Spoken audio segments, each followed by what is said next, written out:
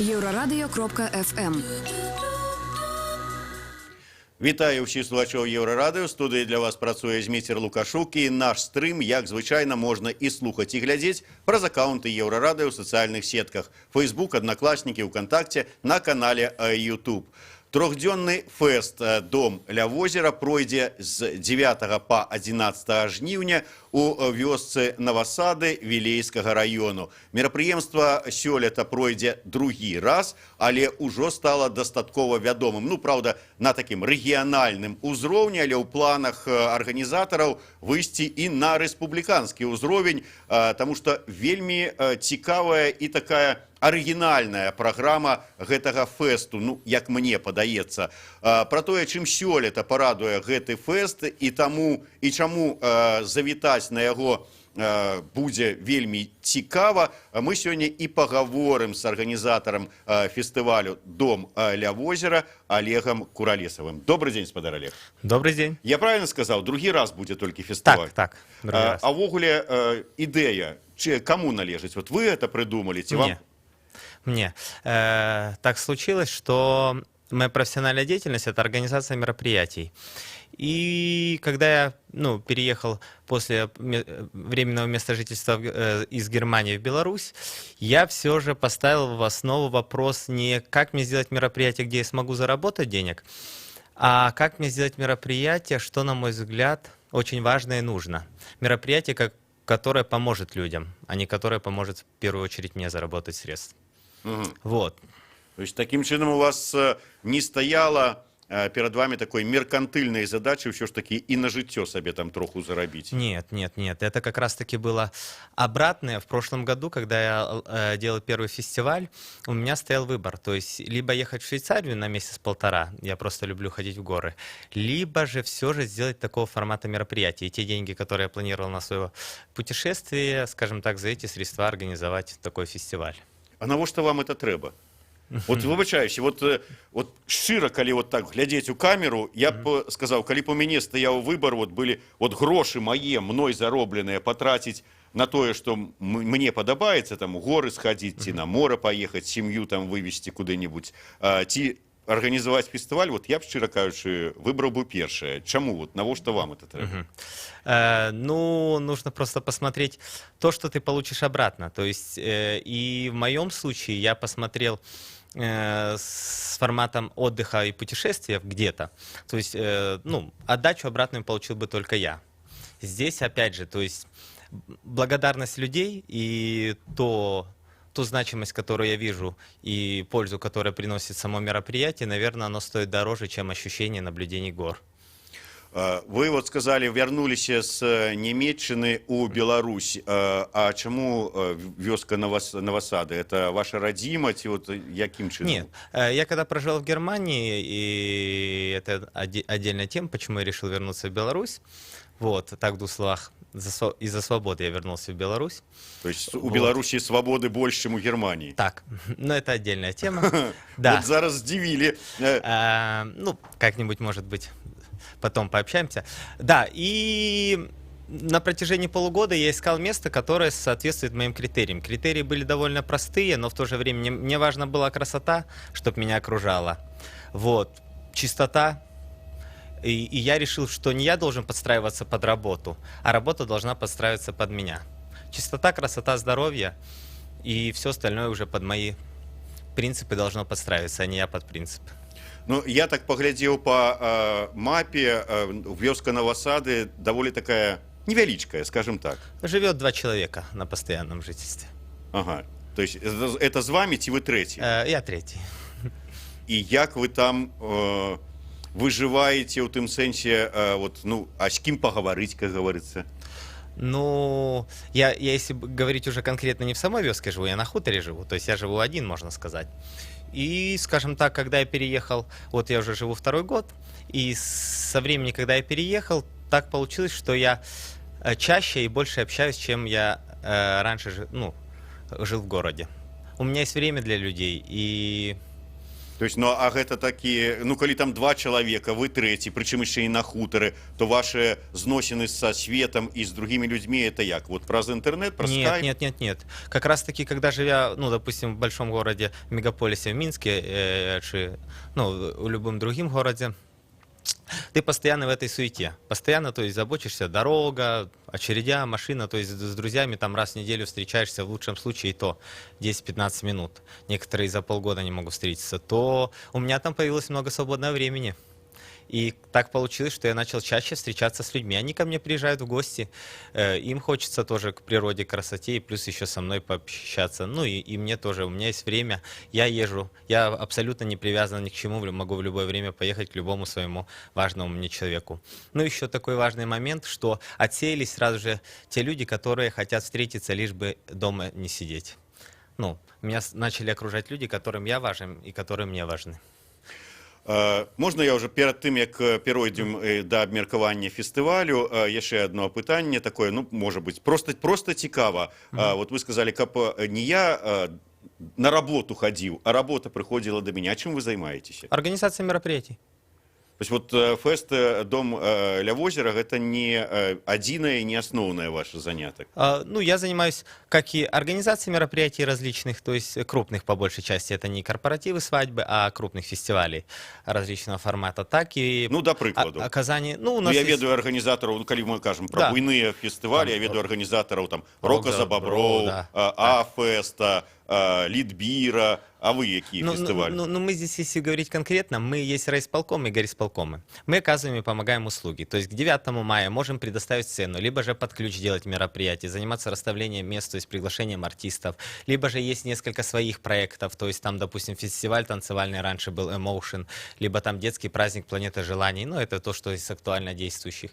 То есть и это на протяжении года различные мероприятия. Для некоторых тоже крупных организаций делаем тоже такие большие корпоративы там, закрытого формата. Там для Красного Бора есть резиденция, то есть сделали и так далее. Ага, зразумела. То есть вот теперь будем ведать, кто там в Красном Бару резиденции организовывая фестивали. Добро, вернемся до фестиваля «Дом ля возера». Все ж таки, давайте вот там такие розные, вельми сполученные, ну, я скажу, што прапануецца людзям. Гэта і музыка, гэта і паэзія, гэта і лекцыі. Ну тут вот здаецца, ўсё можна адно з другім звязаць.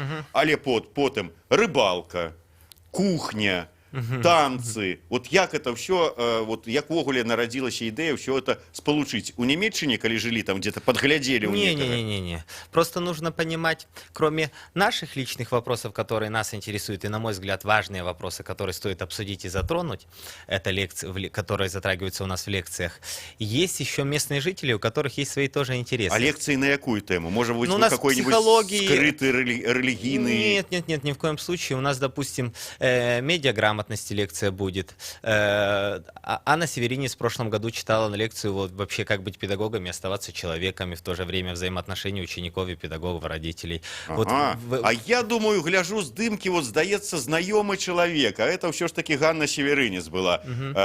Привитание, Ганна Северинец на этот год запросили ее так само? Ну, ее не получается, у нее там, ну, технически, то есть уже запланировано другое мероприятие, но она, скажем так, такой в следующем году с радостью бы хотела. Ну, добро. Вы меня уже одним гэтым, это козырь в вашем рукаве, такие аргументы, чем меня супокоили бы. Я еще думал, может быть, вы там какие-нибудь таемный прихильник, там, Светка Иеговы. Там, Правильное, кстати, замечание. Вы вот упоминали перед этим, как местные жители реагируют. Так как раз-таки так и было. Многие местные жители, то есть девочки, мальчики, там, подростки, которые хотели в прошлом году, как первый год, пойти на мероприятие, родители не пустили просто-напросто под аргументами. Они там ничего не пьют, пьют чай, и все веселые. Это секта, 100%. Не, ну точно. Вот. Да, то есть это первая реакция, которая у нас, в принципе, такая скептиз такой со стороны местных жителей. Как так? Все бесплатно. Как так? Ничего платить не надо. Потому что это не единственное мероприятие. Я на протяжении всего года делаю и новогодние представления, и там музыкальные вечера, театральные, то есть вечера поэзии. И вначале очень с большим скептисом. То, по крайней мере, вот кинопоказы у нас были.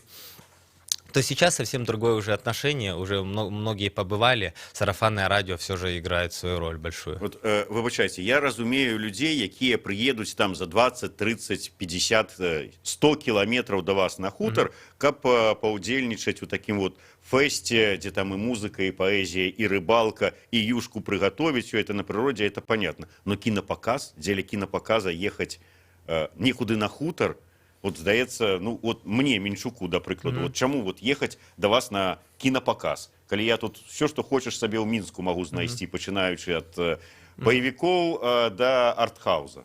Но вы не найдете в Минске, наверное, важно все же не кинокартина, которые мы смотрим, а важна все же атмосфера и люди, которые после...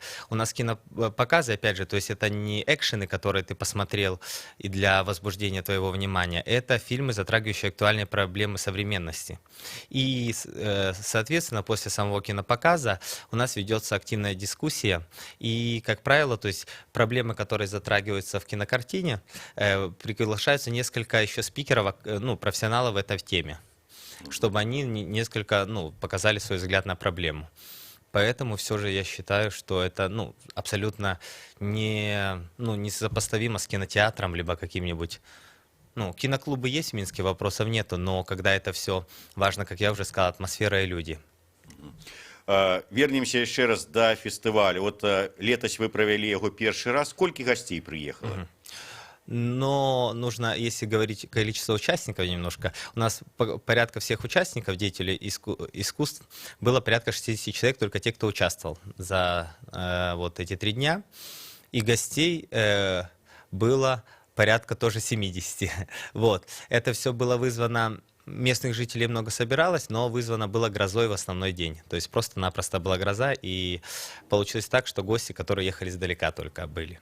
Но, судя по активности этого года, и как показала практика тоже прошлых годов, допустим, на Новый год, первый год я делал было 10 человек, 15, в этом году было 60-70. То есть то будет, ну, посещаемость немножко другая. Ну, гэта ўсе людзі, якія там з Вілейскага района, там нейкіх там з Вілейкі, ну, можа, з Маладзечна, якое побач з Вілейкай, ці все ж таки прыязджаюць, ці там, не знаю, з Гомеля, да прыкладу. Но это очень, на самом деле... Много людей там было с Бреста, допустим, потом, ну, со всей Беларуси, наверное, с Вилейки, и вот местных жителей, наверное, 50%, то есть это с радиуса 50 километров, и 50% это радиус уже там от Минска и дальше. А чаму? Вот, як кажуть у нас у белорусов, своих пророков нема, то есть вот как бы раз это свой, тут у Вілейскім районе, ну что им тут можно нам тут зрабіць и показать, а уже там коли с Бреста, с далекого региона, подумаю, ну, Вілейшчына, я там ни разу не был, кажут, там прыгожее место, поеду погляжу, такое ставление. Ну, я не могу сказать, ну, у каждого есть свои причины, определенно, у кого-то, может быть, какие-то родственники, знакомые в регионе, кому-то интересна непосредственно программа. В прошлом году, допустим, люди издалека ехали, чтобы Анну Северинец послушать, потому что у нас лекции, потом дискуссия, потом возможность с лектором пообщаться, то есть, ну, здесь все очень, ну, относительно и индивидуально. А спикеров вы как выбираете? Но здесь у нас есть, скажем так, ну, мы встречаемся, есть определенные темы, на которые нам кажется, что это актуально сейчас. Ну, допустим, ну, вот, актуальная проблема переизбыток информации, и что с ним делать, и куда вообще, ну, и тем более подростку, ребенку, вот с этой информацией, какая из них фейковая, какая, на что обращать внимание, как ее фильтровать, либо как ее вообще ограничить доступ, чтобы, ну, потому что с переизбыток в итоге ничего не остается, все теряется, даже важные новости. И вот, ну, это актуальная тема, мы сели и начали думать, кто у нас профессионал в этой теме. И кто? Там в программе заявлено автор книги, можете посмотреть, там заявлен автор книги, которая написала книгу по медиаэдукации, которая расповсюдживается по педагогам университетов и школам. Ну, паглядзім потым больш дасканала праграму. Мы вернемся пасля невялічкай паўзы, кароткі выпуск навінаў на Еўрарадыё. Я нагадаю, што мы гаворым пра фестываль «Дом ля возера», які пройдзе 9-11 жніўня у вёсцы Новасады Вілейскага района, і арганізатар гэтага фестываля Олег Куралесаў у нас у студыі. Вернемся праз 1,5 хвіліны. Еўрарадыё. Гэта толькі актуальная інфармацыя, аналітыка, музыка і крытыка. Мы незалежная крыніца інфармацыі ў тваім рэальным жыцці. Мы першае рок-радыё Беларусі. Мы 24 гадзіны ў інтэрнэце і на спадарожніках. Еўрарадыё. Час ведаць, што адбываецца.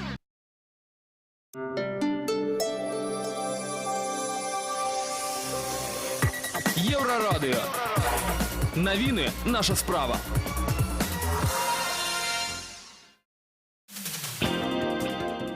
Вітаю, каротка пра асноўныя падзеі.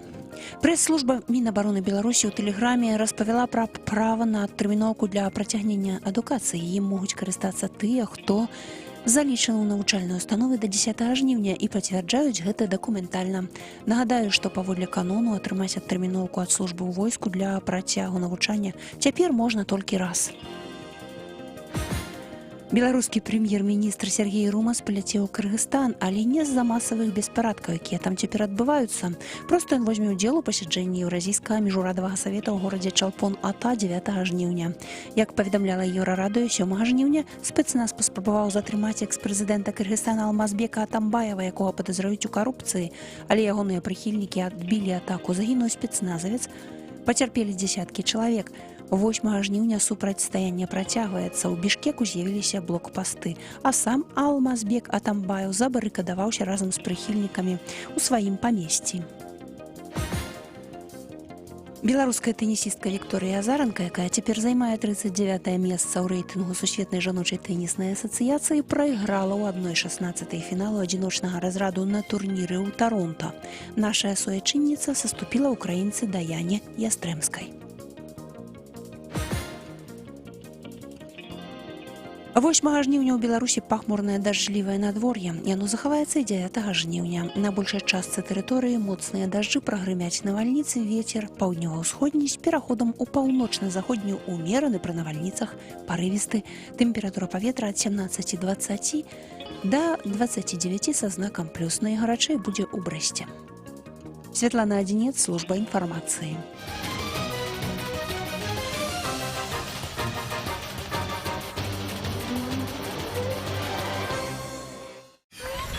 Еўрарадыё.фм. Вяртаемся ў студыю Еўрарадыё. Для вас працуе Зміцер Лукашук і разам з маім госцем, арганізатарам фэсту «Дом ля возера» Олегам Куралесавым мы гаворым пра фестываль, які пройдзе на гэтыя выходныя з 9 па 11 жніўня у вёсцы Новосады Вілейскага района. Олег, вот вы сказали, что будет лекция, одна з лекций, присвечена информационной бяспецы. Тамара Мацкевич, вядомая ў сваіх колах навуковец-адмысловец, якая написала адпаведную книгу, будзе браць удзел, чытаць лекцыю. Хто яшчэ? Вот чым яшчэ завабліваеце людей? Вот, до прикладу, музычная частка. Кто с музыков будет? Ну, по музыке у нас тоже такой подход. Все же мероприятие направлено на развитие, как и музыкантов, то есть и поддержку, так и развитие публики. То есть у нас здесь только авторская музыка, по большей части авторские коллективы.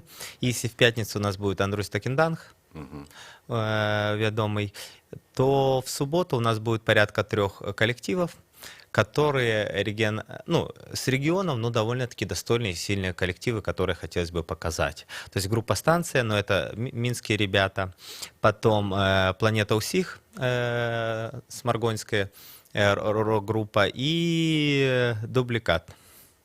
Вот, коллектив. Так, з музычнай часткай разабраліся. Ну, прынамсі, нашага сябра агульнага спадара Токенданга шмат хто захоча паслухаць, я думаю, і прыехаць. Так, а музыка, что яшчэ вот цікавага у вас в программе? После музыки у нас танцевальная программа. Танцевальная программа у нас тоже не совсем обычная, скажем так, это не включаются 2 колонки, и все пляшут как могут. Мы приглашаем 2 хореографов, один по народным танцам, то есть у нас играет баян, и показывается несколько движений, и мы вместе все танцуем танцы, ну, танец, то есть это Народные такие белорусские народные танцы. белорусские танцы, то есть они не то что классические, то есть уже обычные, как раньше люди танцевали во дворах там у себя после работы, то есть упрощенные показываем и под музыку все танцуем. И потом еще будут этнические танцы, то же самое под дуду. Рыбалка. Спецыяльна неяк там арганізоўваецца гэта, ці ўсе там пайшлі з арэшніка, выразалі сабе Не-не-не. удзілішчы То есть і пайшлі? У нас подготовлен берег вдоль озера, где находится дом. То есть с утра идет регистрация, и потом происходит состязание. То есть рыбалка, опять же, то есть вы сделали акцент, что вот, ну, такая интеллектуально развивающая часть, ну, и тут на те рыбалка, почему и как. Вот, то все же для меня здесь такой пропасти нету, потому что, ну, у нас дети, которые придут на праздник, потом мы их будем же учить готовить уху с этой же рыбы, то есть тоже какое-то своеобразное развитие. Плюс ко всему привлечь местное население, которое, ну, не особо активно к такому роду мероприятиям, и тем самым показать, ну, другие форматы отдыха, скажем так, а то они привыкли видеть немножко, ну, другую реальность, что значит отдыхать, для них выглядит по-другому. Вот. Ну, я думаю, что мясцовые так сами по себе на рыбалку ходят. Да. А так еще получить какие-то призы, то есть стимул дополнительный привлечь, поучаствовать. Вот. Написано «кухня». Это просто вот вы приготовали со зловленной рыбы там юшку, там некую адмысловую белорусскую, ці все ж таки будзе некие там, я не ведаю. Ну, у нас кухня подготовлена первое, это то, что мы будем там на месте с детьми, там мастер-классы будем готовить. Ну и второй момент, те, кто приедут, уже будут для гостей продавать. То есть продавать эксклюзивная кухня указана, то есть это будет по принципу первый. Местная жительница, она просто очень любит готовить. Она приготовила свои там 4-5 блюд, которые у нее действительно эксклюзивно получаются лучше всего. То есть и возможно будет приобрести за демократическую цену. Плюс ко всему приезжает группа ребят, которые очень увлекаются здоровым питанием, веганским, вегетарианским, которые тоже различные, широкий ассортимент предложат тоже за демократичную цену, чтобы показать тоже альтернативу. Питание тоже у них практически все свои рецепты. Вы сказали, что нават на першым фестывале вашем было 60 удзельнікаў и там 60-70 гостей. Вот я вельмі выпадкова наткнулся на информацию про сёлетні другі фестываль. То есть вот информации фактично нема. Якім чынам гости даведваюцца про гэта? Тым больш, что вы кажаце, что нават з-за мяжы приезжают. Як яны даведаются про это мероприемство? Ну, как правило, то есть это, ну, поддержка сарафанное радио, то есть и какие-то минимальные ресурсы, нужно все же понимать, как бы там ни было, ресурсы очень ограничены. И когда все делается за свои личные средства, то больших бюджетов на рекламу как таковых не особо и есть. То есть, ну, делается минимальная там рассылка по друзьям, приглашения и так далее, и дальше уже работает такое сарафанное радио. Вот. По рекламе, ну и второй момент, тоже не хочется делать масштабное все же мероприятие, ну, как и такого глобального формата, потому что, во-первых, то есть площадка еще недостаточно готова, то есть, ну, дом, где я живу, он постоянно вот в процессе подготовки и действий, то есть через 3-4 года, возможно, можно будет уже о чем-то глобальном, крупном говорить. То есть и вопрос второй еще, касаемо инфраструктуры, тоже для больших, то есть, ну, большого формата мероприятий инфраструктура не совсем готова. Вот. Таким чином атрымліваецца, что вот где-то 150 так приблизно человек агулом и гостей, и удельников вы можете принять, а уже больше, ну, как бы вот не вельми. Думаю, да, ну, на данный момент это так. Вот. Ну и на будущее тогда становится вопрос уже с уладами, то есть когда уже на другой уровень переходит мероприятие. Вы в таким выпадку дарэмна пагадзіліся на наш эфир. Зараз праглядзіць 100 тысяч нашей размовы, и як минимум 1010 захоча приехать. Что будете робить тогда? Но я к этому отношусь с очень большим скептисом, потому что все же мероприятие, ну, как на моей практике, то есть организация коммерческих мероприятий, то есть у нас там не бесплатное пиво, у нас важные вопросы и темы, о которых многие люди даже задумываться не хотят, то есть ну, то есть это не для широкой публики мероприятий, не от того, что я ограничиваю, а как показывают, ну, интересы у людей немножко. А вы ведаеце, Еўрарадыё глядзяць выключна людзі высокаадукаваныя, інтэлектуалы, якім вот за шчасце паслухаць лекцыю там Ганны Северынец ці Тамары Мацкевіч. Я был бы рад, если бы гости приехали, я думаю, ну, разместим. Добра, вот вы, дарэчы, закранули цікавую вельмі тэму, калі нават мясцовыя жыхары з падазрэннем глядзелі на вас, на ваши ініцыятывы, на ваши мерапрыемствы, то што казаць пра мясцовыя ўлады? Вот як яны ставяцца да таго, што вы там нешта пастаянна ў сябе муціце? Но с очень большой осторожностью, на самом деле. Первый год были даже вопросы, то есть просто здесь нужно понимать, что мероприятие у меня еще не массовое, ну, грубо говоря, я и с друзьями, то есть, ну, небольшое там собрание. Да, там, я и 150 человек. Моих сябров. Ну, да. то есть здесь было первый год, да, 60, там, 70, там, плюс-минус, вот. То в этом году мы, в принципе, уже когда понимали и видели, то есть что и как. Первый год был очень большой скепсис и осторожность, то есть вплоть до того, что, ну, контролировали как-то, ну, пытались немножко, ну, все это дело. На УАЗику подъезжая участковые. Ну, не то чтобы, но да, но, скажем так, постоянно мы были в контакте. Вот. В этом году ничего, скажем так, против мероприятий, ну, не имели абсолютно. То есть абсолютно, ну, сказали, пожалуйста, организовывайте. С учетом того, что все же у меня есть, ну, опыт большой в этом плане, то есть безпеку и там соблюдение всех норм и требований. То есть я к этому очень серьезно отношусь, так что мы обеспечиваем. Вот, вопросов нету. В будущем был бы рад очень, когда это перейдет немножко на другой уровень, уже совместно проводить какой-нибудь, ну, в другом формате, более широком, с местными уладами.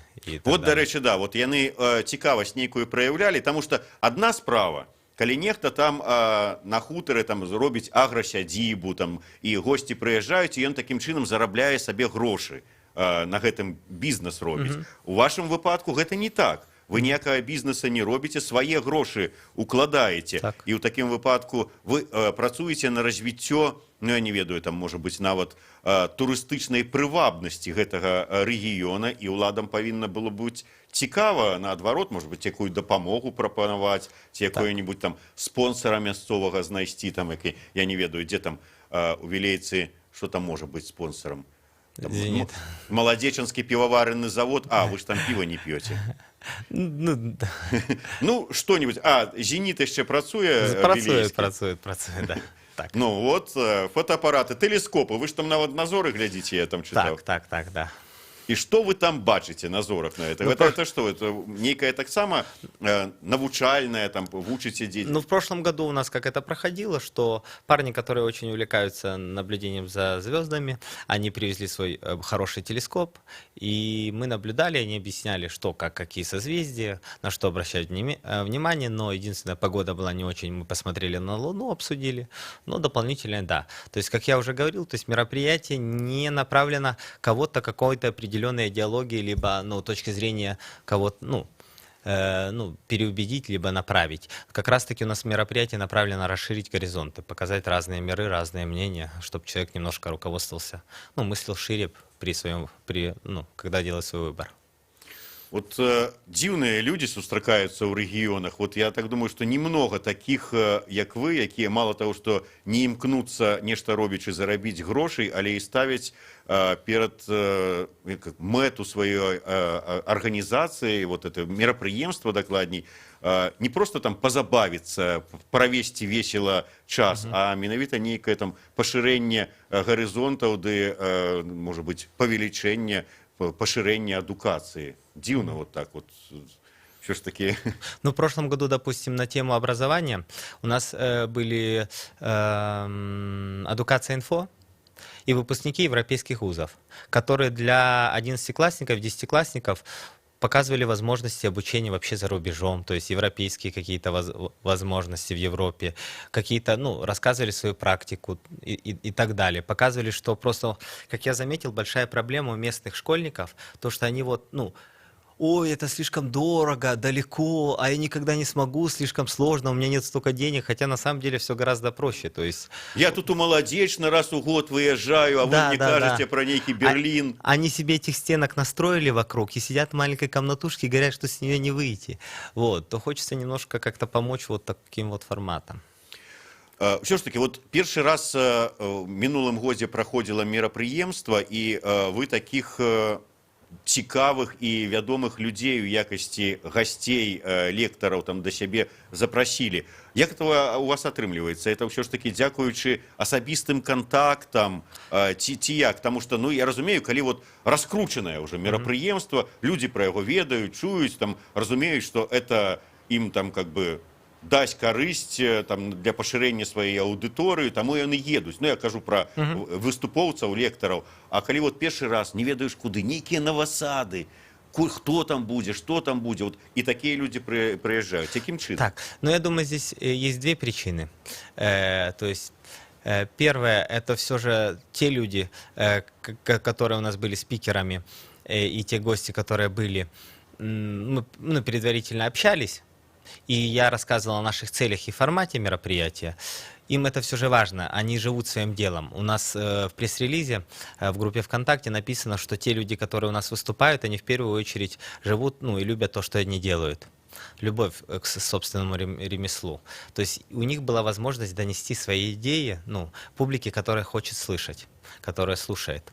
Вот. Ну и второй момент, все же какой-то мой опыт в этих вопросах, то есть в каком-то контакте нахождения, то есть общего языка, то есть, наверное, немножко тоже небольшую роль сыграл.